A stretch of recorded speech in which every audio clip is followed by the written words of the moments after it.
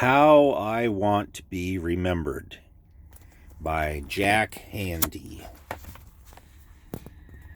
We are gathered here, way far in the future, for the funeral of Jack Handey, the world's oldest man. He died suddenly in bed, according to his wife, Miss France.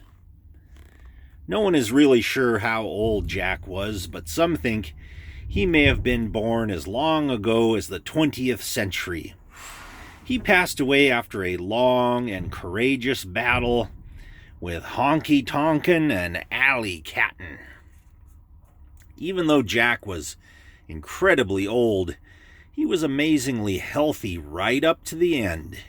He attributed this to performing his funny cowboy dance for friends, relatives, and people waiting for buses. All agreed it was the most hilarious thing they had ever seen and not at all stupid or annoying. Jack's death has thrown the whole world into mourning, and not in a fakey, sarcastic way. He was admired by people of all ages and stripes, and by all animals, including zebras. Even monsters liked him. He had his playful side and his serious side, but 99% of the time he had his normal side. He started out life as a baby, but worked his way up to an adult. But even when he was a full-grown adult, he never forgot that he was a baby. His philosophy of life was a simple one.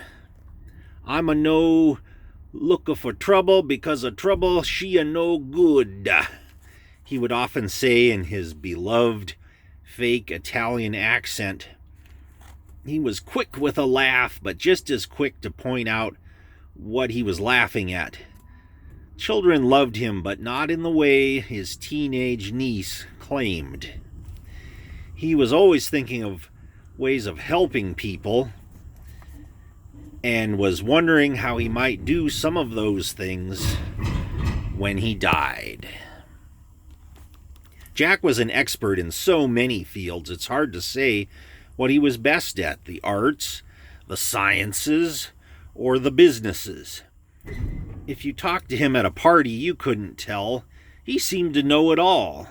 He has been compared to Captain James Cook, and not just because he was severely beaten by some Hawaiians, and to General Dwight D. Eisenhower, and not just because he liked to be driven around in a Jeep. As hard as it is to believe, he never sold a single painting during his lifetime, or even painted one. Some of the greatest advances in architecture, medicine, and theater were not opposed by him, and he did little to sabotage them. Although he lived in Paris in a mansion famous for its many trapdoors, he was always proud to be an American. However, he was ashamed to be an earthling. He was fabulously wealthy, but he would pretend to be broke and would often try to borrow cigarettes and money from people. Little did they know that those who gave him stuff would later be rewarded in his will with jewels and anti-gravity helmets. Women who refuse to have sex with him are probably wishing they could turn back the clock and say yes. Generous even with his organs, he asked that his eyes be donated to a blind person, also his glasses. His skeleton, equipped with a spring that will suddenly propel it to full height, will be used to educate kindergartners. He has asked that no shrines be built to him, but he pointed out that this did not mean that he didn't like Shriners. According to our scientists, with their electronic soul trackers, Jack is in heaven now.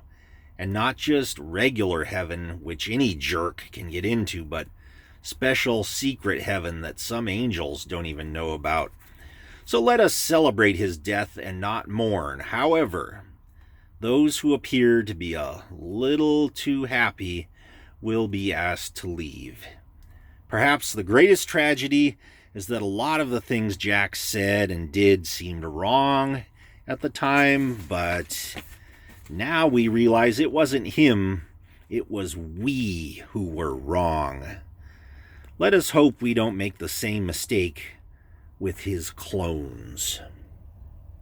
In closing, it is unfortunate that Jack's friend Don could not be here. However, Don died many years ago from a horrible fungus. And now robot Elton John will play Candle in the Wind.